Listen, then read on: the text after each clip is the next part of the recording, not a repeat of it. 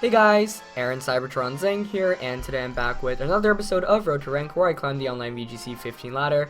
Of course, we are still using the new Mega Mawile team that I introduced in yesterday's episode, which is a pretty fun team. Two really intense games in yesterday's episode against highly rated opponents, so we'll see if we can just kick it back into the gear, as we are pretty close to 1900. Of course, this team was built by my friend Jonathan Rankin, also known as JRank, just JRank on Twitter. That's in the description below if you want to give him a follow. He is a fantastic player and has a lot of insight in the VGC metagame. As always, if you enjoy the series, please leave a like to show your support. I'd really appreciate it, and it would mean a lot. Anyway, we're just going to jump back onto the ladder, currently with a rating of 1894, so we were able to split yesterday's episode with a win and a loss. A really close loss, actually, in the second game, but let's see if we can pick up 2 wins today to stay over 1900. In addition, Trainer Tip Tuesdays will be going up later today, so keep your eyes open for that. We're going to find Pablo from Canada with a rating of 1871 right away, so a win here would put us over 1900 once again. Pablo's got a team of Heatran, Sylveon, Bisharp, Zapdos, Amoonguss, and Kangaskhan, so a lot of similar Pokemon from yesterday's episode that featured, we saw Zapdos, we saw Heatran. Actually, no, that was not yesterday's episode. But we did see Kangaskhan yesterday's episode. I mean, just really standard looking Pokemon in general.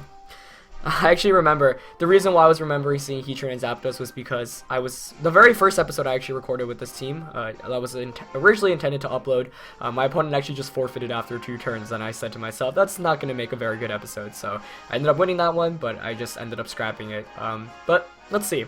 So Virizion is really fantastic here because Amoonguss, first of all, can't redirect its attacks away. Close Combat just knocks out Bisharp, Kangaskhan, and Heatran, and I can Stone Edge Zapdos as well. So Virizion is going to be a pretty important Pokemon to protect here. The Sylveon is probably the scariest thing that my opponent has.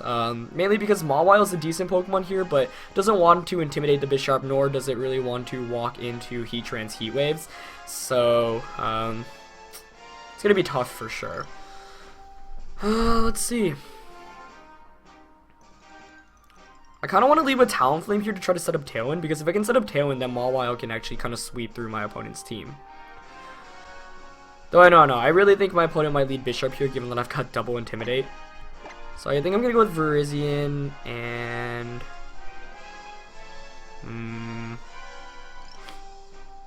yeah, I'll go Virizion Talonflame, actually. Of course, if you didn't see in yesterday's episode, I mentioned I am running Tailwind Talonflame. John's team is built to be quite offensive. So those two with, I don't have Will-O-Wisp on this Rotom. Mawile win. For the last one, it's between Hydreigon and Landorus. Leaning towards Landorus here, though. I'm going to go with Landorus. I just need strong physical type attacks here, especially with an Earthquake. So we're going to jump into it. I don't like my team matchup here very much, to be quite honest.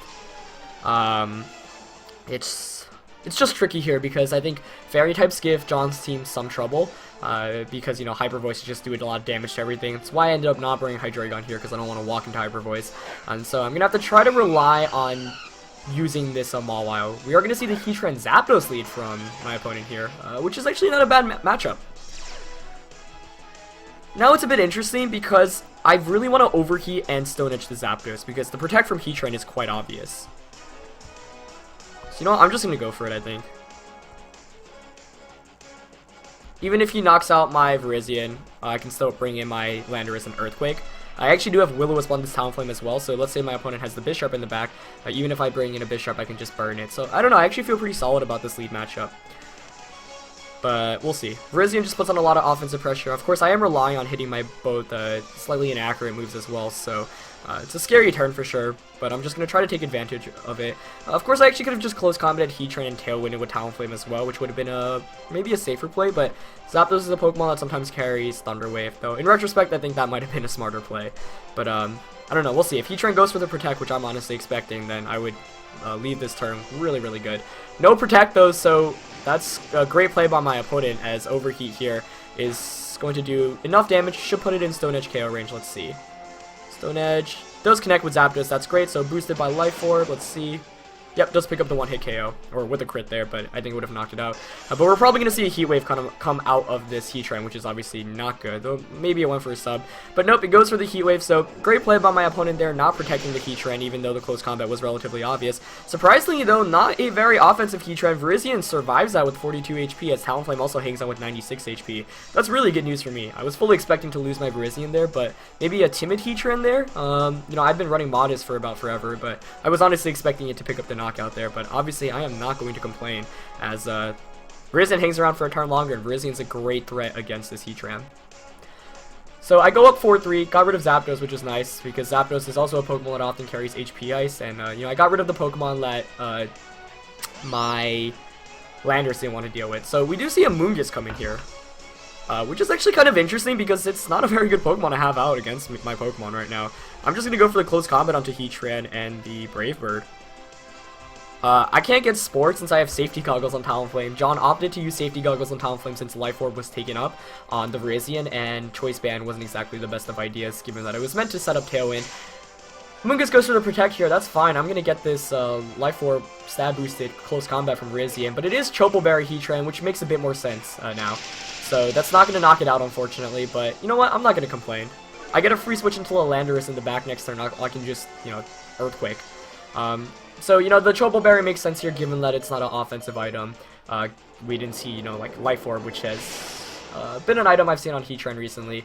So, my opponent's going to pick up the KO there on Virizion, but I'm fine with that, because now I get a free switch into my Landorus here. So, I'm wondering what my opponent's last Pokemon is. If it's Kangaskhan, then I feel very confident about this game. I mean, even if it's not, all I have to do here is just Earthquake and Brave Bird the Amoonguss since it protected last turn. And I'm just going to go for that. Nothing on my opponent's team, I think, can switch into a Brave Bird and an Earthquake. So this has been a very fast-paced game, but I think that's a testament to the offense on John's team. And the reason why I wanted to you know, aggressively target down that Zapdos turn 1 is now none of my opponent's Pokemon can switch into an Earthquake. And of course my Landorus is Choice Banded as well. So let's say Kangaskhan comes in, it's going to take a Brave Bird and an Earthquake. Bisharp comes in, it's going to get knocked out. Sylveon comes in, it's going to get knocked out. So I'm basically guaranteed a KO this turn on that Amoonguss slot. And if Heatran doesn't protect, then I get a knockout there as well. So, you know, while that first turn may have seemed a bit silly, you know, I was fine with it, because even if I lost my Virizion that turn, I would have gotten a free switch into my Landorus. I'm just kind of surprised I haven't seen Bisharp or Sylveon come out from my opponent so far, but I'm not going to complain, because so far I think the game has definitely been in my favor. But that was a, you know, clutch Chople Berry for my opponent there last turn, because otherwise I would have instantly went up 4-2. Pablo is taking a while this turn, makes a lot of sense. I think this is a really important turn for my opponent. He's really got to think of all his options here, because if he messes up, I think the game's going to be instantly over. Heatran's actually going to switch out here, so let's see what comes in. It's going to be that Sylveon, which I'm very happy to see. No Kangaskhan or Bisharp, so I'm going to be able to knock out this Amoonguss with the Brave Bird, Earthquake, and then the next turn I just Earthquake. And the reason why I'm really glad here is because, you know, seeing Amoonguss here is, well, I actually knocked myself out from recoil.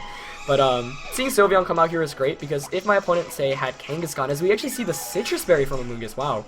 Wasn't expecting that. I'm not sure if Choice Band Earthquake can actually knock it out here. I think it will, but who knows how defensive this Amoonguss is. Okay, it picks up the KO.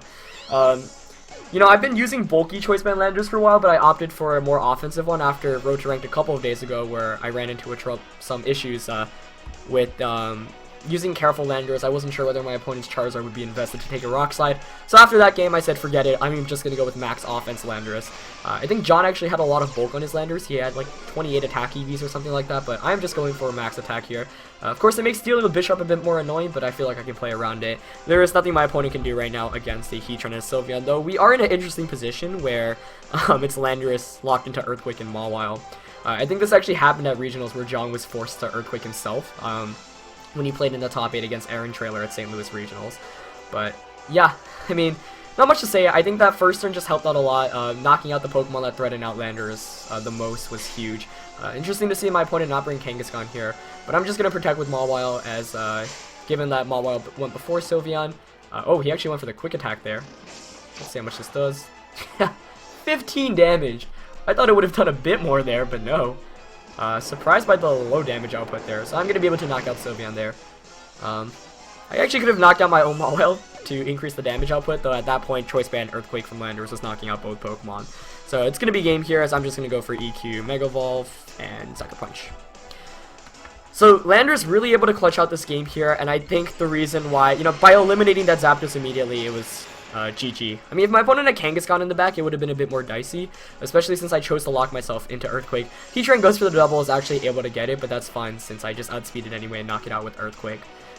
Though, you know, it is like the best play for my opponent here since, you know, he's probably hoping that maybe my opponent, or maybe his Heatran's able to outspeed my Landers and, say, get a crit or a burn. Though actually, I don't think a burn would even matter here, given that it's a full power single target Earthquake, since Mawile is now knocked out. So I'm just going to go for the Earthquake here. And, yeah, Pablo's just going to forfeit. So we are able to take a 1-0 win in the first episode, or first game of today's episode. So the trend with John's team so far has just been really fast-paced on offensive games, and I actually really like it. You know, I've played the defensive playstyle for quite a while now, especially with the Mega Venusaur team. And this is a complete different change of pace. You know, Mega Mawile is not very bulky, especially John's build. You know, the team has 2 choice users, a Life Orb user, Mega Mawile, Talonflame, which can set up Tailwind, and Rotom Wash. So we are going to hop back over 1900, which is awesome. Let's see if we can maintain it in this game, and hope that we stay over it today's episode. But I'm really loving John's team right now, so thank you once again to him for allowing me to use it. Once again, if you want to check out all the information, it's actually posted on his blog, which I'll link in the description below. But we're going to find another Japanese opponent with a rating of 1811 with a crazy team. What in the world? My opponent's rating was over 1800, and just look at this team. Weavile, Smeargle, Ditto, Infernape, Lucario, and oh my gosh. I'm blanking out on the Pokemon right now. Mienshao. That is not a Mienshao. That is... wow. That's so embarrassing. Liepard. That's so embarrassing because I actually won a regional championship with Liepard in 2013. But, obviously lots of prankster shenanigans going on right now. Honestly, I'm not entirely sure what to expect, and it's a bit embarrassing because I feel like I should be prepared for these kind of teams, but I just don't know, man. I don't know. I feel like Smeargle would be scarfed here. I don't have a Lum user here. I can't take... I mean, this team obviously is going to try to abuse Dark Void, but I don't know what means of offense it can really get going. I'll lead Talonflame and... I want to go with Landorus, but the Weavile is scaring me off, so I think I'm going to go with Mawile. Landorus in the back. If I can set up a Tailwind, I think things can work out here. For the last one, Rizian.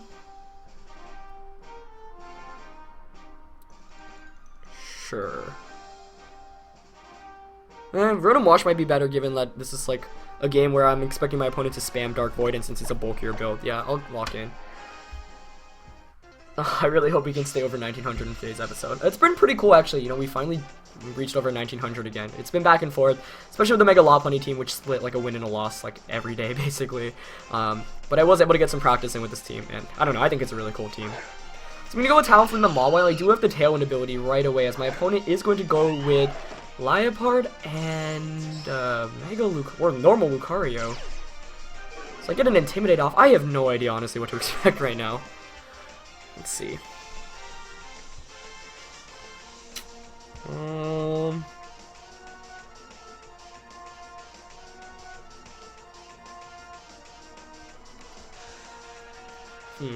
I'll Tailwind Mega Evolve. And I guess Liepard is a bigger threat. I mean, what can Lucario really do? I'll go for the Iron Head onto Liepard. It's gonna be Mega Lucario. No surprise there, given that it was the only possible Mega on my opponent's team, but what is it gonna try to do here? Let's see. So this Mawile should be fast enough under Tailwind to outspeed both. I don't know. I just am not entirely sure what is coming my way right now. And that's the scariest thing. We actually see a feint come out from the Lucario onto the Talonflame. Interesting. So I get a free Tailwind up. Maybe we're going to see an assist Dark Void. Yeah, I think I called it. Let's see. Okay. If we could miss a Pokemon here, that would be really, really helpful. But let's see. Nope, it is going to hit both my Pokemon, which is not good news here for me. Okay. So the thing is, once Mawile wakes up and just knocks out this not Mienshao, I keep on calling him Mienshao, Liepard. I don't really know what my opponent can do, but he does get a free turn of sleep here. So I'm just going to try to knock out this Liepard right away. I guess I should actually Brave Birded it instead of Tailwinding, since I'm going to just stall out my own Tailwind turn. So in retrospect, Brave Bird would have been a better play just to bring it down to its Focus Sash, because, yeah, I don't know what I was going with that Tailwind play, because I was expecting the assist Dark Void.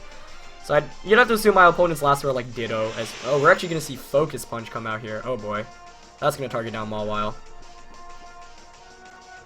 Oh, I woke up! I should have played her off Lucario, but I was just... did not want to deal with these Liepard shenanigans right now. Wow, it's not sashed actually, so I knock it out. So we're going to see the Focus Punch come out, probably targeting the Mawile. Let's see if it's enough to knock it out. It's intimidated, but I'm not very bulky. Oh, but I hang out with 15 HP, wow. So that was a really clutch turn 1 wake up from Mawile, but that's why you should not rely on, like, I don't know. We're going to see Ditto come out, so with Imposter it is going to transform. Let's see who it turns into. It's going to be into Mawile, okay. Interesting. So I'm going to go for the Overheat. And the, it's probably going to Sucker Punch Mawile. But Lucario does get access to Feint, so it could just Feint my Mawile as well.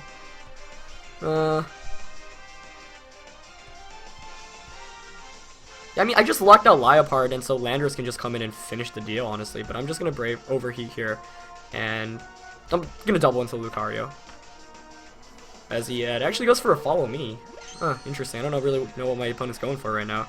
Talonflame wakes up. Okay, let's see if Overheat can knock it out. I am going to miss it here, but Mawile's Play Rough does connect, so that's going to pick up a KO as well. Oh, it actually doesn't. Decreasing its attack, though, as it's going to go for a Play Rough on the Talonflame. So I've gotten very lucky with these, you know, wake-ups immediately. But that's kind of the risk you run into when you run, like... I don't know. I'm just surprised this team was able to get to 1800 because it relies on, like, so many things. And I don't know. It's definitely a cool team. Like, you know, it's definitely a creative strategy you don't see around very much. But the main thing is, I don't know. I just think, like, you rely on Dark Void so much to the point where, like, if your opponent has a one-turn wake-up, you are in so much trouble.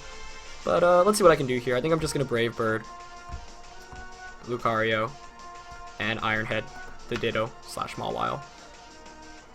As Mawile protects, that's perfectly fine with me. Goes for the Feint onto... Oh, Talonflame. Good play. Good play.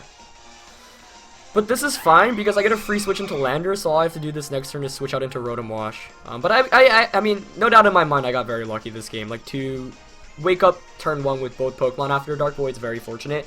Like, had I stand and sleep for 2 turns with both, or maybe even 3 turns, this game would be completely different. I was just very surprised not to see a Focus Sash on that Liepard, but I'm guessing it's on the Infernape on my opponent's team. So what I'm going to do here is I'm just going to Earthquake and switch the Mawile out into Rotom Wash, just because Rotom Wash is a bulkier Pokemon, like, and clean up this game. Presumably, actually, we might see the Lucario switch out into Smeargle, but I think Choice Band Landorus Earthquake can actually knock a Smeargle out, so we'll see.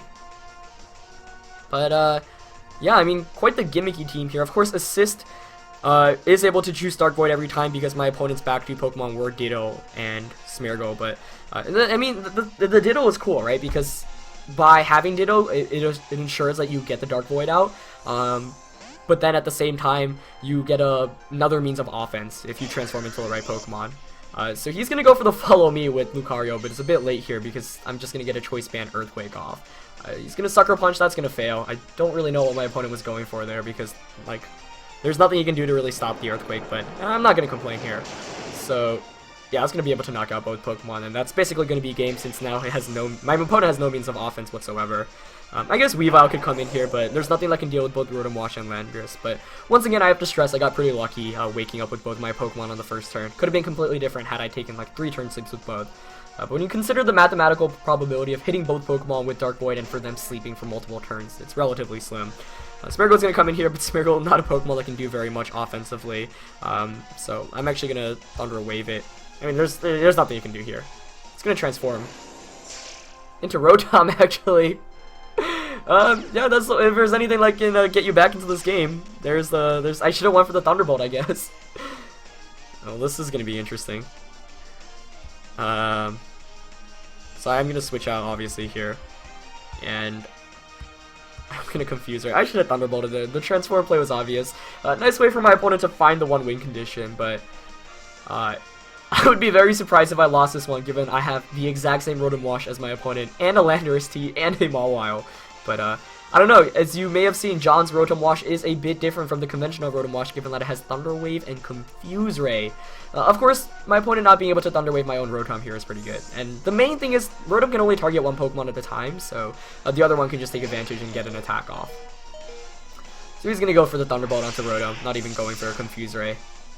I'm going to go for the Confuse Ray because, you know, that already minimizes the chance of that Rotom attacking, especially if I have two Pokemon. If I get the Play Rough off here, it's just going to be game.